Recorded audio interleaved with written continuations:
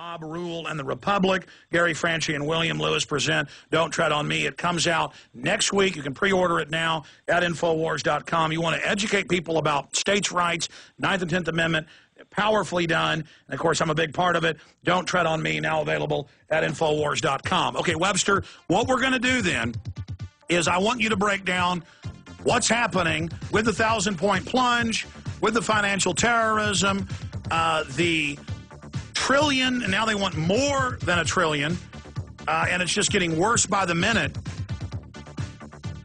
We will cover all of that on the other side and what this is leading to. Is this the beginning of the giant worldwide financial meltdown that Webster's talked about for more than a decade? Stay with us.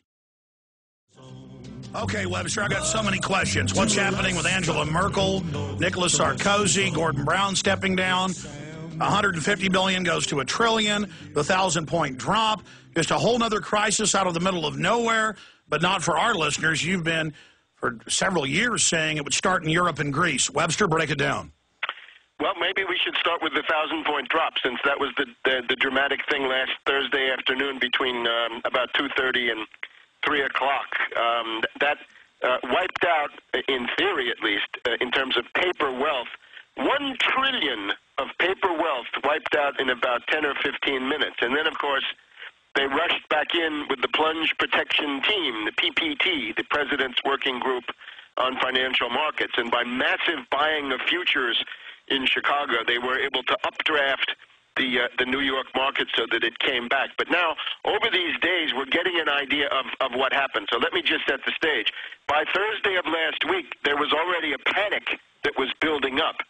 And the panic comes out of the fact that a group of hedge funds, a group of hedge fund hyenas, led by Soros, led by Greenlight Capital, led by Brigade Capital, led by Paulson and Company, but with Goldman Sachs, Bank of America, Merrill Lynch, and others also taking part. All of this written up in the Wall Street Journal. Nothing secret about it. They had decided to attack the bond market of Greece, Portugal, Spain, Italy as a way to find a weak flank to get at the euro. And the goal of that, of course, was to save the world predominance of the dollar by driving the euro down. This is the only way you could make the dollar look good, is to make the euro look very bad. So they began that last December after Dubai went bankrupt out there in the Persian Gulf. So with this, they had generated then a systemic crisis, as it's been admitted to have been over the weekend. So by Thursday, we were on the brink. We were going into a systemic crisis, and the market was already down about 350 points, which is, I guess, quite substantial these days. Now, you got to remember in the background that about 2/3, 3/4 of all trades don't go through the New York Stock Exchange anymore. They go through electronic platforms, and that most of the volume, probably 3/4 or 4/5 of that, of the stocks that are traded by high-frequency traders who are actually hedge funds acting for their own account. So you've got high-frequency trading. These are thousands of transactions per second with no human input. The humans find out what happened later on. They're programmed computers. You've got flash trading, a variation on that, and then you've got program trading in general. So the news that I think is coming out now after the investigation, according to the Wall Street Journal of today, you have a hedge fund called Universa Investments of Santa Monica, California. And Universa Investments, again, it's a hedge fund. It's one of these deregulated operations that flies below the radar of the Securities and Exchange Commission. Nobody knows what they do most of the time. Now we find out an example. $6 billion under management. And the interesting thing about this is that this is associated with a famous theoretician. This guy's name is Nassim Taleb. And he is a theoretician of being a hedge fund hyena, which he is. And he's the author of this book called The Black Swan, The Impact of the Highly Improbable, which he wrote then in the wake of the panic in 2008. So the story now is that around 2 o'clock in the afternoon, a little bit later than that, this Universa Investments buys 50,000 stock options, derivatives, in Chicago on the Chicago Board Options Exchange. And these 50,000 stock option derivatives contracts are a bet saying that if the S&P 500, one of the leading stock indices, if the Standard & Poor's 500 falls from the current level of 1145 when they made the contract to 800, then Universa Investments gets $4 billion. Quite a nice piece of change. And this contract was bought by Barclays Capital, the representative of a British bank, actually one of the British banks that helped to drive Lehman Brothers into bankruptcy back in 2008. So Universa Investments successfully does this transaction. So if the S&P 500 crashes, they get $4 billion. Now, the market continues to fall. At this point, Barclays Bank realizes, oh, my God, it's falling. If it reaches 800, we'll have to pay Universa $4 billion right away. So what the Barclays people then start doing is hedging. In other words, they start selling other things so that they're covered against the fall. And this then builds up into a snowball and a cascade. And within 10 or 20 minutes, you've got more panic, a couple of high-frequency traders drop out, and then you've got your market plunge. All right, stay there. Then we'll look at what's happening in Europe and what comes next. Webster Tarpley's our guest. Key information straight ahead. Man says it's the end of time, and the Mississippi River, she's a gold. Webster Tarpley is our guest. Coming up, I'm going to talk about the Supreme Court nominee, Kagan. I mean, this woman is an open authoritarian, 100% anti-American on record. And they're even admitting she has almost no judicial experience. And they say, oh, that's good. She's an outsider who believes they can violate the First Amendment and arrest citizens. She supports the legislation where you can be secretly stripped of citizenship and shipped away. And this has a good chance of passing. I mean, that's how serious the times are. This is bona fide, hardcore tyranny.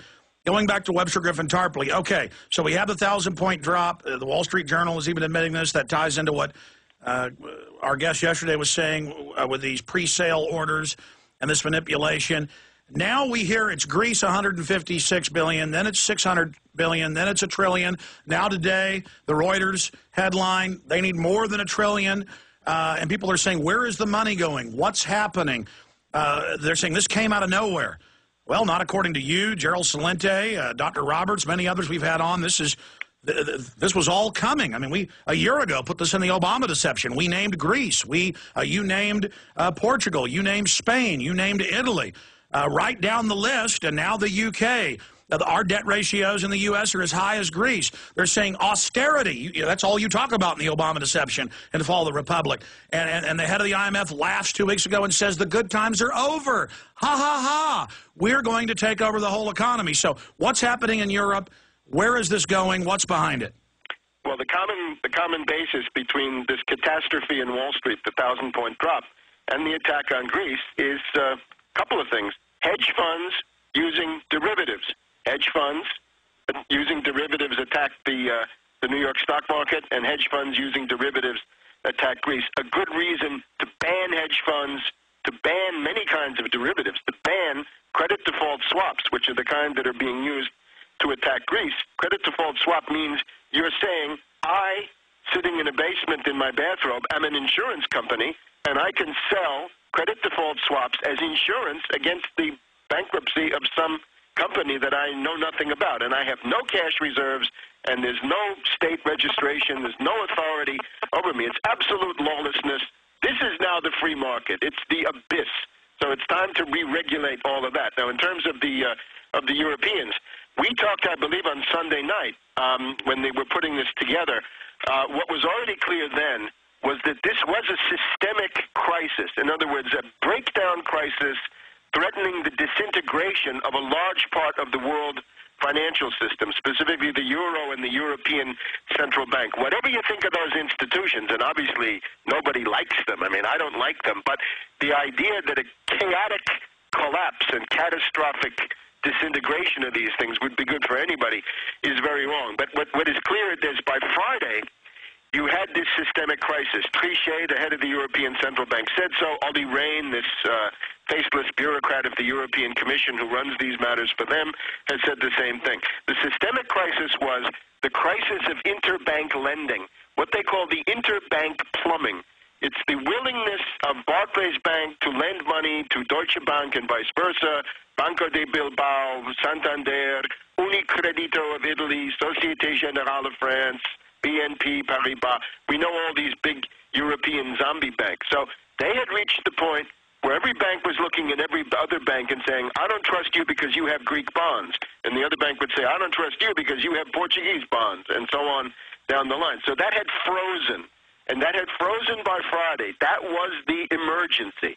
That is what you had in the United States right after the collapse of Lehman Brothers there in the 15th, 20th, 25th of September 2008. Systemic breakdown crisis. So therefore, the European finance ministers get into this emergency meeting there in Brussels on Sunday.